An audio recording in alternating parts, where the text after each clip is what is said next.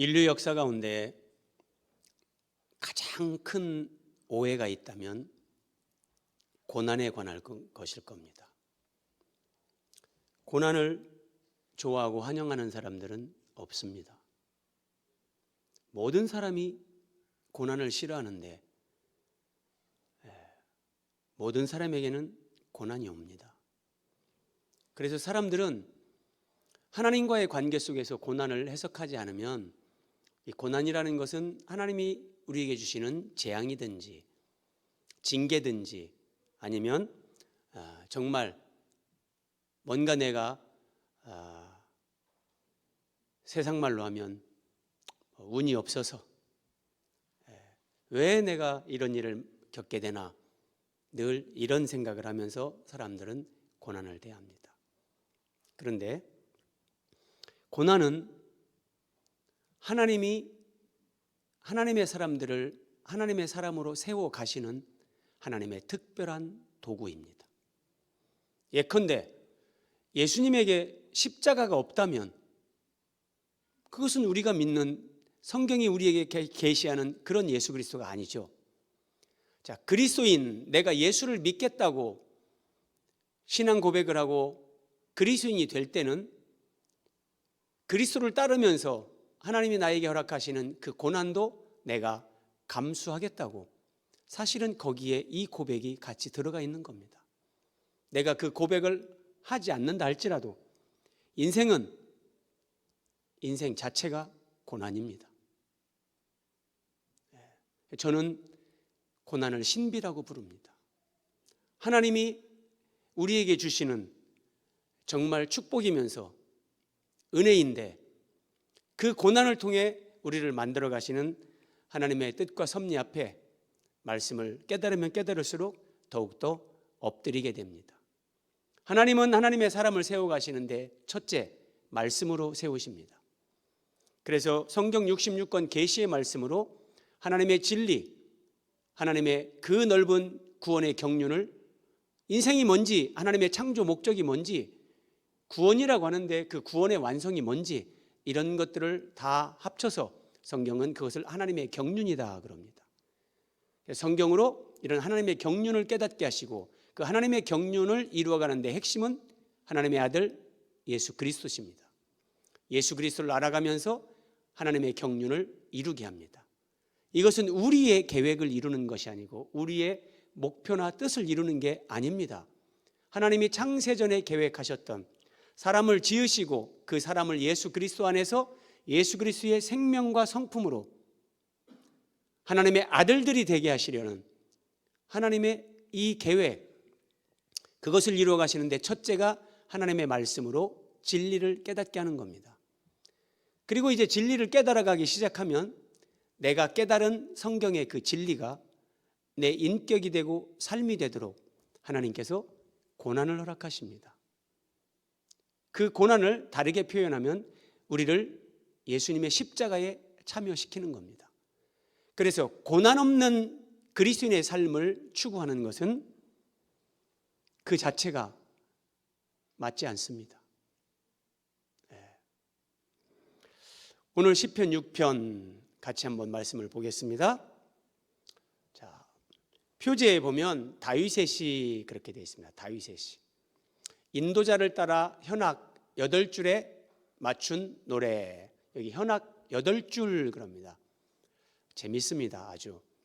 자, 우리가 기타를 치는 사람들은 기타는 줄이 6개입니다. 자, 1번부터 6번까지 있습니다. 제일 기타를 칠 때 위에 있는 6번 줄, 이게 저음입니다. 저음. 자, 현악 8번째 줄에 맞춘 노래. 이 8번째라는 것은 스미닛 그러는데 저음이라는 뜻입니다. 가장 낮은 음. 그래서 그 8번째 줄에 맞춘 노래, 그러니까 이 시편으로, 예를 들어 시편 6편으로 이스라엘 백성들이 하나님을 예배할 때 어떤 경우는 이것으로 하나님을 노래하는 겁니다. 그 현악에 맞춰서 아주 낮은 음에 맞춰서, 그러면 대부분 다 낮은 음으로 노래를 합니다. 그러니까 이런 찬양은 남성들에게 어울리는 거죠. 예를 들어 이렇습니다. 여호와여 주의 분노로 나를 책망하지 마시오며 아주 저음에 맞춰서 노래를 하는 겁니다. 노래로 기도를 하는 겁니다. 여호와 여호와여 주의 분노로, 예컨대 이런 겁니다. 또 여성들이 부르는 그런 시편 찬송이 있습니다. 좀 고음으로 합니다. 그러면 어떤 의미냐? 저음. 지금 이 시편 기자가 뭔가 처해 있는 상황이 고통, 절망, 암울한 상황 가운데 있다는 겁니다. 그래서 저음으로 하나님 앞에 노래하면서 나아가는 겁니다. 여호와여, 잘 안 되네요 저는. 그렇게 8째 줄에 맞춘 노래, 그러면서 여호와여 주의 분노로 나를 책망하지 마시오며 주의 진노로 나를 징계하지 마옵소서. 자, 지금 다윗은 굉장히 어려운 형편 가운데 있습니다. 주의 분노, 주의 진노. 하나님께서 지금 자신을 징계하신다. 다윗은 이렇게 인정합니다. 성경을 보면 때로는 점층법, 때로는 점강법, 점점 그 말씀의 강도가 이제 높아지고 확대되어지는 것, 점층법, 또는 점점 이게 이제 내려가는 점강법, 이런 것들을 사용하시는데, 자, 나를 책망하지 마시오며, 책망보다 한 단계 올라갑니다. 나를 징계하지 마옵소서. 주의 분노로, 주의 진노로. 어쨌든 다윗은 자기가 지금 어려운 형편에 있는데, 육체적으로, 정신적으로, 영적으로 참 어려운 상황에 있는데 그것을 하나님의 징계로 인식하고 있습니다. 자, 2절 여호와여 내가 수척하여 싸우니. 우리말로 수척하다, 그냥 사전적인 의미는 몹시 야위고 말랐다, 이런 뜻입니다. 자, 우리가 히브리어로 원어적 의미는 병든, 약한, 이런 뜻을 가지고 있습니다. 그래서 내가 수척하여 싸우니 내게 은혜를 베푸소서. 여호와여 나의 뼈가 떨리오니 나를 고치소서. 그래서 수척했다, 내 뼈가 떨린다, 그래서 나를 고쳐주십시오. 여기까지 보면 다윗이 굉장히 중한 병에 걸린 것처럼 우리가 그렇게 보입니다. 하지만 시편을 통해서 하나님이 우리에게 가르쳐 주시는 것, 사람이 정말 고통, 절망, 낙심, 이런 환경에 처할 때 그 본질적인 것은 영혼의 문제, 하나님과의 관계에 문제가 있는 것이라고 하나님은 우리에게 말씀을 통해서 그렇게 가르쳐 주십니다. 3절입니다. 그래서 나의 영혼도, 뼈가 떨립니다. 온몸이 수척해졌습니다. 그런데 나의 영혼도 매우 떨리나이다. 내 영혼까지 하나님 앞에서 불안하고 떨리고 힘겨운 상황. 여호와여 어느 때까지니까. 여러분, 이런 기도 혹시 해보신 적 있습니까? 하나님, 제가 언제까지 인내해야 됩니까? 하나님, 언제까지 제가 참고 기다려야 됩니까? 그 말입니다. 여호와여 어느 때까지니까. 이게 지금 다윗이 청한 육체적, 정신적, 영적 상황입니다. 시편 32편 4절 주의 손이 주야로 나를 누르시오니 내 진액이 빠져서 여름 가뭄에 마름같이 되었나이다. 내 영혼도 매우 떨리나이다. 다윗이 이렇게 고백을 하는데, 하나님이 우리를 예수 그리스도 안에서 하나님의 사람으로 변화시키고 세워 가실 때 많은 분들이 이 말씀에 공감을 할 겁니다. 하나님이 나를 짓누르는데 진액이 빠져서 마름같이 되었도다. 너무나 고통스러워서 이 상황에 가면 숨 쉬는 것 자체가 힘듭니다.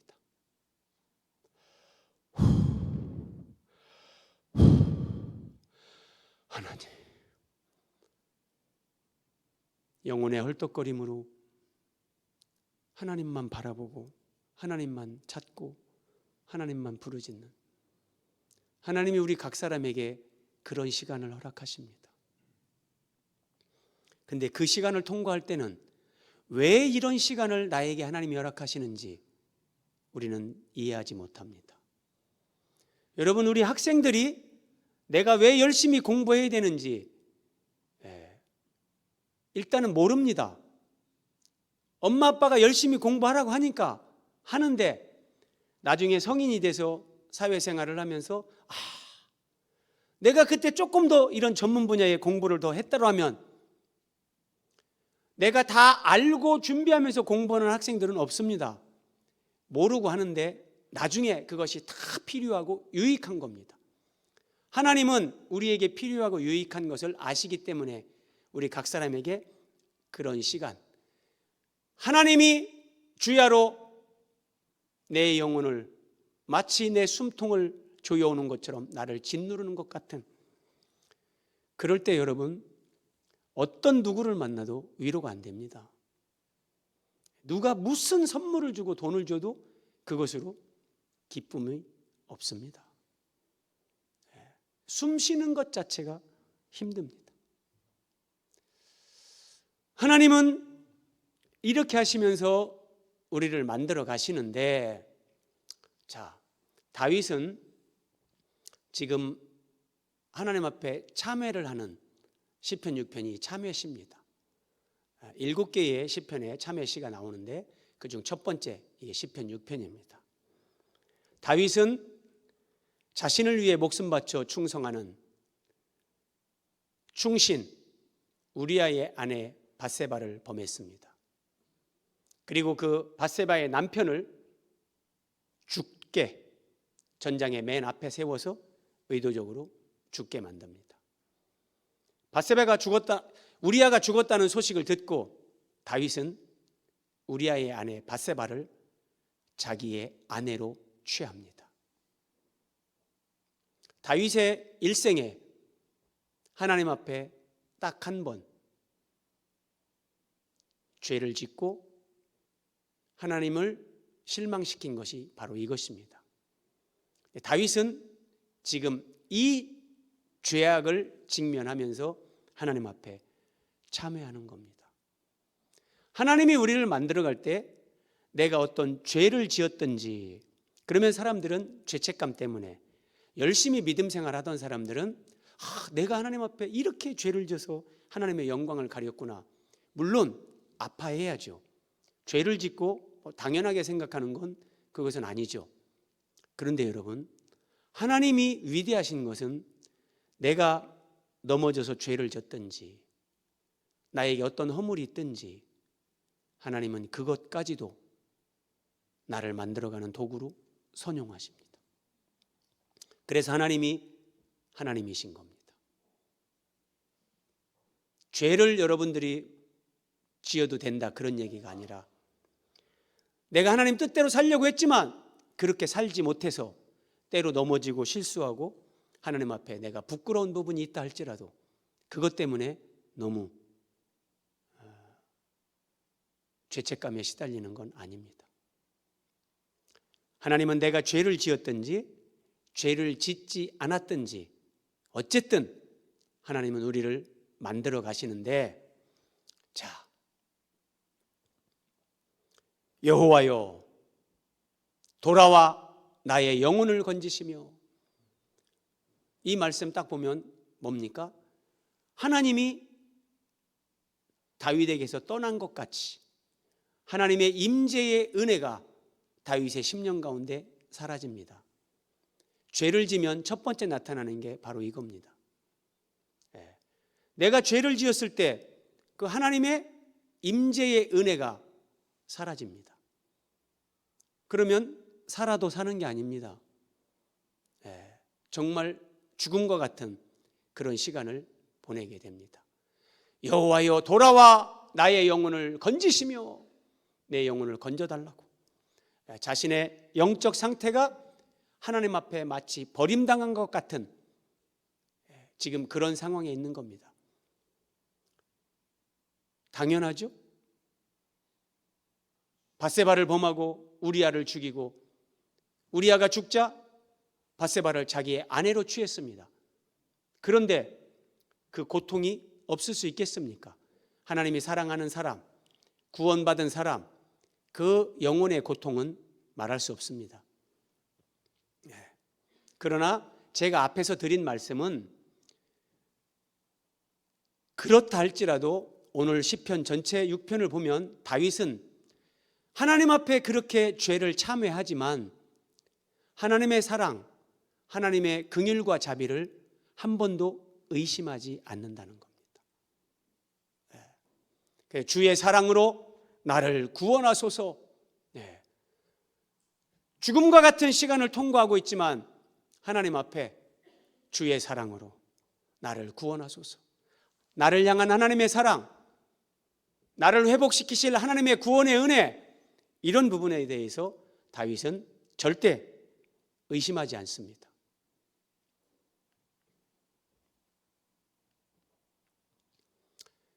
사망 중에서는 주를 기억하는 일이 없사오니 스올에서 주께 감사할 자 누구리이까? 스올, 무덤, 음부 이런 뜻인데 조금 의역을 하면 이런 겁니다. 하나님, 사망 중에서 누가 주를 기억할 수 있겠습니까? 그러니까 하나님, 저는 지금 죽을 것 같습니다.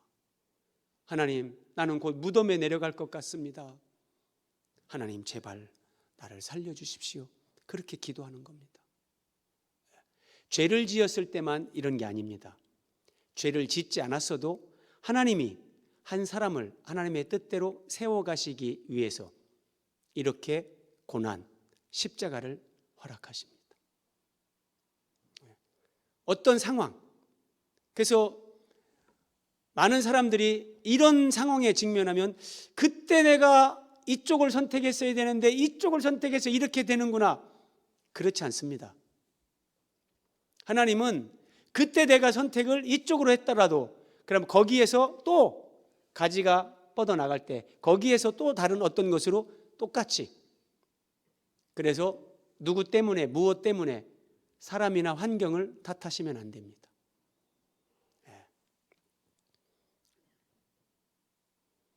6절, 내가 탄식함으로 피곤하여 밤마다 눈물로 내 침상을 띄우며 내 요를 적시나이다. 밤마다 얼마나 많은 눈물을 흘리는지, 눈물로 내 침상을 띄우며 내 요를 적시나이다. 탄식함으로. 자, 한번 보십시오. 같은 말씀을 현대어 성경으로 한번 보십시오. 흐느껴 울다가 지쳤습니다. 밤이 되면 밤마다 흘러넘치는 눈물을 주체하지 못하여 침상은 흥건히 젖고 이부자리도 눈물바다를 이루었습니다. 하나님 앞에 이렇게 고백하는 겁니다. 믿음의 사람 다윗도 이런 과정을 통과하면서 다윗이 되는 겁니다. 그냥 되지 않습니다. 자, 히브리서 12장 8절, 징계는 다 받는 것이거늘 너희에게 없으면, 징계가 없으면 그는 사생자요 친아들이 아니니라. 하나님이 진짜 내 아버지라면 하나님은 우리가 잘못된 길로 가고 하나님의 뜻을 우리가 벗어나고 적극적으로 죄를 진다든지 하나님은 우리를 징계하십니다. 그 징계가 사랑이고 은혜입니다. 그런데 여러분, 시편 73편 한번 보십시오. 하나님이 징계하지 않는 사람들이 있습니다. 내가 악인의 형통함을 보고, 하나님을 인정하지 않는 악인인데 그의 삶이 다 형통합니다. 가만히 봤더니 죽는데, 죽을 때도 고통도 없이 죽습니다. 그 힘이 강건합니다. 죽을 때까지 에너지 팔팔 넘칩니다. 그리고 잘 보십시오. 사람들이 당하는 고난이 그들에게는 없습니다.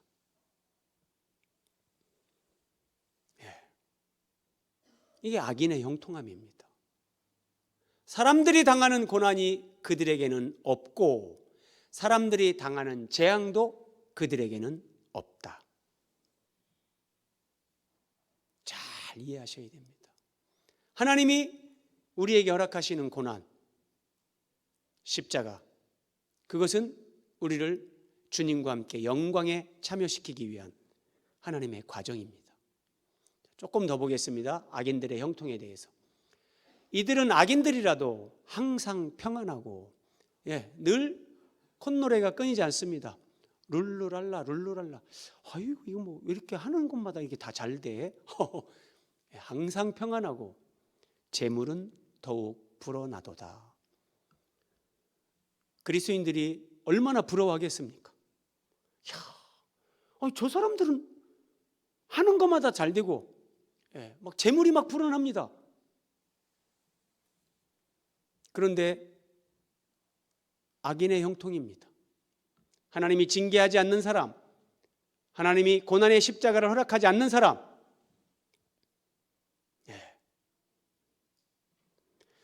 윤동주의 십자가라는 시를 저는 좋아합니다. 그 교회 종탑 십자가, 그걸 바라보면서 그는 시를 씁니다. 예수 그리스도에게 허락된 십자가가 나에게도 허락된다면 모가지를 들이우고 십자가를 지겠나이다.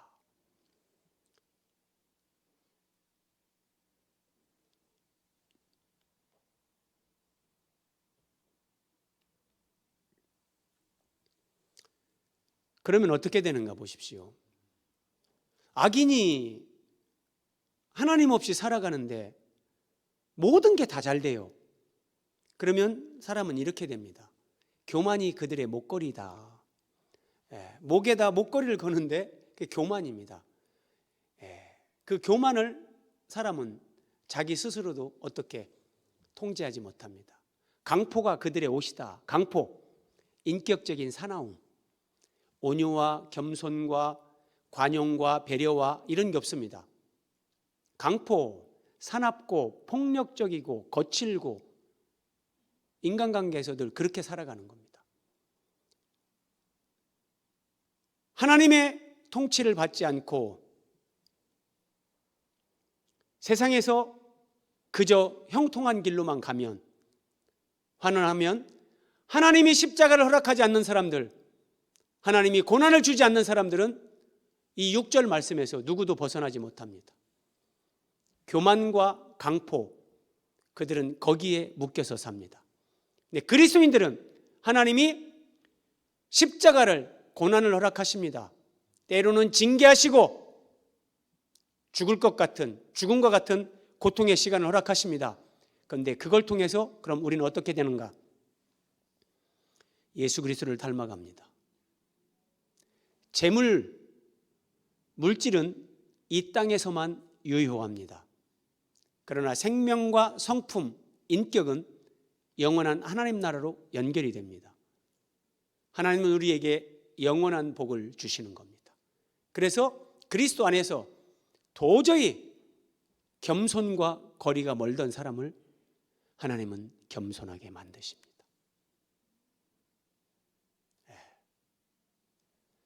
저는 온유함이 제일 부러웠었습니다. 나는 이거는 도저히 안 될 것 같다. 내가 안 될 것 같다고 하는 것, 하나님은 그것을 반드시 되게 만드십니다.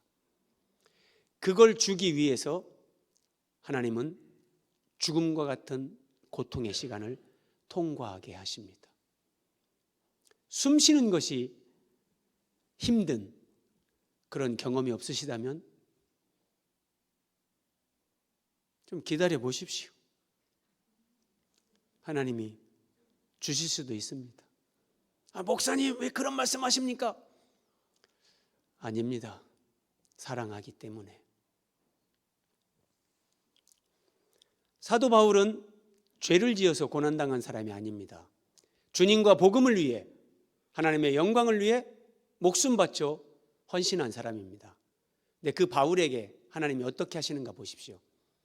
우리가 아시아에서 당한 그 일을 너희들이 알지 아니하기를 원치 않는다 그러면서 우리는 힘에 겹도록 심한 고난을 당하여 살소망까지 끊어졌다. 사도 바울이니까 뭐 그래도 다 이겨내겠지, 그렇게 생각하지 마십시오. 우리와 똑같은 그런 사람입니다. 심한 고난을 당하여 살소망까지 끊어지고 우리 자신이 사형 선고를 받은 줄 알았다. 사형 선고를 받은 줄 알았다. 하나님이 왜 이렇게 하시는가? 자기를 의지하지 말고 오직 하나님만 의지하는 사람으로 만드는 겁니다. 하나님만 의지하는 사람, 사도 바울은 3층 천에까지 갔다 왔습니다. 신약 성경의 절반을 기록한 사람입니다. 자기의 똑똑함과 잘남, 자기의 스펙이 있습니다. 하나님은 그 상태로 쓰시지 않습니다. 반드시 죽입니다. 죽여서 다시 살려서 예수님의 생명으로, 예수님의 성품으로, 예수님의 삶과 가르침을 따라 그렇게 하나님의 사역을 감당하도록 그렇게 만드십니다. 비가 오지 않으면 천정에, 지붕에 어디에 구멍이 있는지 모르고 살 수 있습니다. 그런데 어느 날 비가 내립니다. 구멍으로 비가 흘러 들어오면서 여기에 물이 새는구나 알 수 있습니다. 하나님이 우리에게 허락하시는 고난이 이렇습니다. 그 고난을 통해서 내가 지금 하나님과의 관계에서 내가 어디에 걸려 있는지, 어떤 부분이 안 되는지 그 고난을 통해서 우리는 깨닫게 됩니다. 어떤 사람은 돈 문제 앞에서 하나님 앞에서 자꾸 걸립니다. 어떤 사람은 교만, 여러 가지가 있습니다. 하나님은 우리를 다 아시기 때문에 그 부분을 처리하시고 우리를 하나님의 사람으로 세워가시기 위해서 각 사람에게 전능하신 하나님이 가장 합당한 그런 환경, 십자가를 허락하십니다. 그래서 시편 119편, 고난당하기 전에는 내가 그릇 행하였다니 이제는 주의 말씀을 지키나이다. 자, 고난당하기 전에는, 이제는, 고난이 분기점입니다. 하나님 안에서 고난당하기 전과 고난당한 후, 이제와 달라집니다.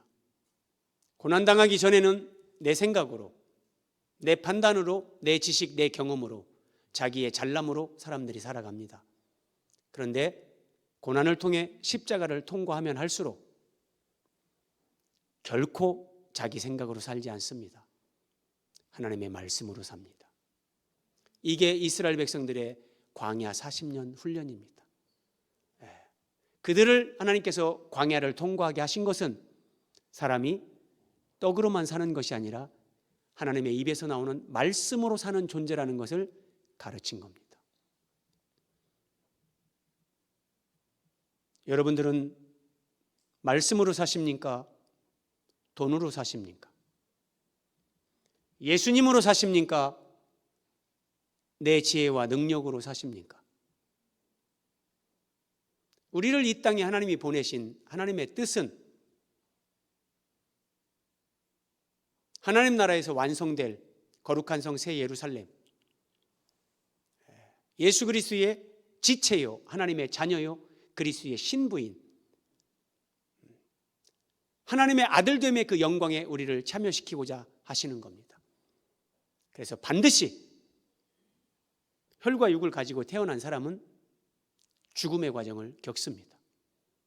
육체의 죽음 이전에 자아의 죽음, 십자가에 하나님이 참여를 시키는 겁니다.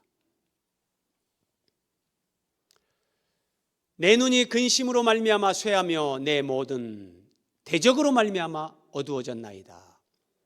다윗은 자기의 죄를 지금 참회하고 있습니다. 근데 갑자기 대적을 얘기합니다. 대적, 궁극적으로 이 대적은 사탄입니다. 어떤 의미인가? 어떤 배경에서 이 말씀이 나오는가? 사무엘하 12장, 다윗이 밧세바를 범하고 우리아를 죽게 하고 밧세바를 아내로 취했습니다. 그리고도 거의 1년 동안 다윗은 회개하지 않았습니다.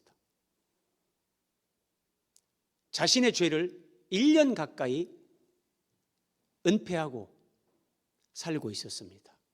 그게 1년 가깝다는 것을 어떻게 하는가? 밧세바가 이제 애를 낳는 겁니다. 근데 그 애가 죽습니다. 어쨌든 그때 나단 선지자가 다윗에게 한 말입니다. 이 일로 말미암아 다윗이 밧세바를 범하고 우리아를 죽이고 그 밧세바를 아내로 취한 이 일로 말미암아 여호와의 원수가 사탄이죠, 크게 비방할 거리를 얻게 하였다. 여러분, 우리는 죄를 지면 내가 죄졌네, 내가 잘못했네, 정말 하나님 앞에 내가 이렇게 늘 자기중심으로 생각하는데, 성경이 우리에게 가르쳐주는 거, 진짜 이제 성숙한 신자가 되면 내가 죄를 졌을 때, 내가 넘어졌을 때, 내가 잘못했을 때 하나님의 이름이, 하나님의 이름에 돌려져야 될 그 영광이 그게 요구이 된다는 거예요. 예를 들어서 이런 겁니다. 사탄이 하나님 앞에서 하나님이 택해서 기름 부은 저 다윗, 저거 보십시오. 남의 아내를 범하고 자기의 충신을 죽이고 남의 아내를 자기 아내로 취하고 그리고도 지금 회개할 줄 모르고 저렇게 죄를 감추고 살지 않습니까? 하나님을 막 조롱하는 겁니다. 그리고 다윗을 참소하는 겁니다. 하나님, 선악과를 먹으면 죽는다고 말씀하셨지 않습니까? 하나님의 법은 죄를 지면 죽는 거지 않습니까? 왜 살려두십니까? 하나님은 의로우신 분이 아닙니까? 하나님 법대로 하십시오. 하나님 말씀대로 하십시오. 다윗을 죽이십시오. 그리고 하나님이 할 말이 없는 겁니다. 여호와의 원수가 크게 비방할 거리를 얻게 하였다. 그런데 8절부터 반전이 일어납니다. 다윗이 악을 행하는 너희는 다 나를 떠나라. 악을 행하는 너희, 사탄과 그 하수인들입니다. 다 나를 떠나라. 이것은 하나님 앞에서 참회하면서 다윗이 죽음과 같은 고통의 시간을 지나면서 하나님 앞에 진실되게 회개하고 하나님의 기도 응답이 임한 겁니다. 하나님은 이제 내 죄를, 하나님이 언약하신 그 언약 안에서, 그리스도 안에서 나를 이렇게 용서하시는구나. 다윗이 드디어 그 정죄감, 사탄의 참소, 정죄감에서 해방되는 겁니다. 이것이 악을 행하는 너희는 다 나를 떠나라. 나는 이제 하나님 안에서 자유와 해방을 얻었다. 이 고백입니다. 이 고백. 그러면서 여호와께서 내 울음소리를 들으셨도다. 울면서 정말 요를 적시면서 하나님 앞에 그 오랜 시간 회개했는데 하나님이 다윗의 기도를 들으시고 응답하면서 그의 심령에 비로소 영혼의 자유, 하나님이 주는 평안이 임한 겁니다. 내 모든 원수들이 부끄러움을 당하고 심히 떨미어. 원수들이, 사탄이, 그 하수인들이 부끄러움을 당하는 이유는 이겁니다. 하나님은 다윗이 죄를 졌는데 다윗을 죽이는 게 아닙니다. 우리가 실수하고 죄를 졌는데 우리를 하나님은 죽이는 게 아닙니다. 우리 대신, 다윗 대신 하나님의 아들 독생자 예수 그리스도를 대신 죽게 하는 겁니다. 사탄은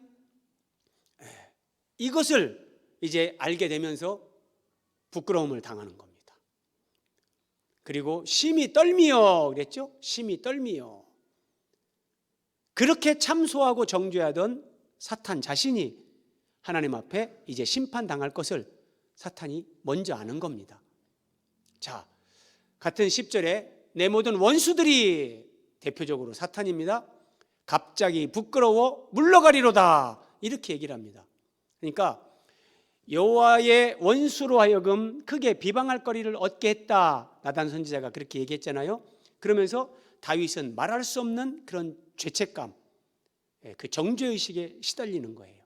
그러면서 또 한편으로는 나 때문에 하나님의 영광이 실추됐다, 나 때문에 정말 하나님 앞에 영광이 돌려져야 되는데 내가 얼마나 큰 죄를 졌는가, 그런 죄책감, 여기에 시달렸는데 갑자기 이 원수들이 부끄러워 물러갔다.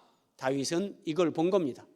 어떻게 성취되는가 보십시오. 요한계시록 12장 10절에 우리 형제들을 참수하던 자, 곧 우리 하나님 앞에서 밤낮 참수하던 자가 쫓겨났다. 다윗은 미리 하나님의 계시로 이런 걸 보는 거예요. 그리스도의 대속 죽음과 부활, 그래서 거기에서 죄사함을 얻고 사탄은 쫓겨나고 우리는 진정한 자유와 해방을 누린다. 이 시편 한 편에 이런 모든 하나님의 구원 계시가 담겨 있는 겁니다. 그래서 로마서, 의롭다 하시니는 하나님이시니 누가 정죄하리요? 예수 그리스도를 믿는 우리에게 하나님이 칭의를 주십니다. 너는 의롭다. 누구도 정죄할 수 없다는 거예요. 그래서 여러분, 마귀에게 속으시면 안 됩니다. 우리는 살아가면서 넘어지고 실수하고 때로는 죄도 짓습니다. 하나님과의 관계에서 철저히 회개하고 가슴을 치면서 아파해야 됩니다. 그러나 그 이상 사탄의 참소, 그 정죄, 죄책감에 시달리는 것은, 그것은 옳은 게 아닙니다. 하나님 앞에 내가 정말 충분히 회개했다면 하나님이 주시는 그 사죄의 은총, 그리스도 안에서 그 은혜로 자유할 수 있어야 되는 겁니다. 누가 우리를 그리스도의 사랑에서 끊으리요? 그 어떤 것도 우리를 끊을 수 없다고 바울은 말하는 겁니다. 자, 내가 확신한다. 우리 주 그리스도 예수 안에 있는 하나님의 사랑에서 그 누구도, 그 무엇도 끊을 수 없다는 겁니다. 사탄도, 천사도, 세상 권력도, 그 무엇도, 그 누구도, 어떤 피조물도 우리를 하나님의 사랑에서 끊을 수 없다. 자, 말씀을 마무리합니다. 그러면 다윗이 죄를 졌지만 네가 죄를 졌으니까 너는 그 죄책감에, 너는 그 고통을 겪어야 돼. 하나님은 그런 관점으로 다윗에게 고통을 주시는 게 아닙니다. 다윗이 죄를 졌고 실수했습니다. 우리가 잘못하고 우리의 죄와 허물로 우리가 하나님의 영광을 가릴 경우가 있습니다. 그럼에도 불구하고 하나님은 우리가 회개할 수 있도록 은혜를 베푸시면서 고통의 시간을 허락하시지만 하나님은 악을 선으로 바꾸십니다. 하나님은 악을 선으로 선용하십니다. 우리를 세우는데. 바닷가에 모래 해변이 있습니다. 조개가 하나 있습니다. 조개가 입을 열고 숨을 쉽니다. 그런데 거친 모래알 하나가 속으로 들어갑니다.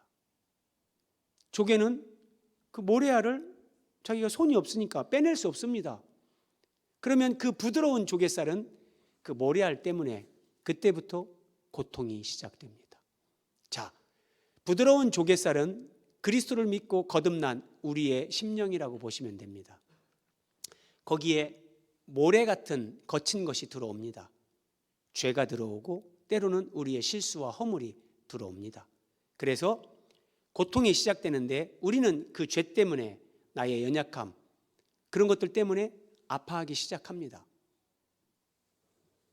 조개는 그 고통 가운데 진액을 짜냅니다. 그 진액을 짜내면서 그 거친 모래알, 자기 몸속에 들어온 그 모래알을 진액으로 싸고 계속해서 진액을 분비하면서 그 모래알을 감싸기 시작합니다. 오랜 시간이 걸립니다. 그러면서 정말 인내의 시간을 갖습니다. 그런데 그 고통의 시간, 인내의 시간을 통해서 조갯살 안에서 진주가 만들어집니다. 여러분, 이 자연산 진주는 어떤 그런 광물성의 그런 보석이 아니라 조개라는 생명체가 만들어내는 진주입니다.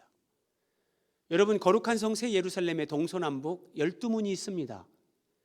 그 문이 진주문입니다. 진주가 있습니다. 하나님이 자연계에 만들어 놓은 것은 영계를 투영한 거라고 제가 말씀드렸습니다. 우리에게 주시는 교훈과 메시지가 있는 겁니다. 우리 안에 나의 연약함 때문에, 때로는 죄와 허물 때문에 고통이 있습니다. 오랜 시간 고통하며 절규하며 밤잠을 자지 못하고 숨 쉬는 것이 고통스럽고 죽음처럼 느껴지는 그런 시간을 지나는데, 그 시간을 통과하면서 진주가 만들어집니다. 진주가 만들어집니다.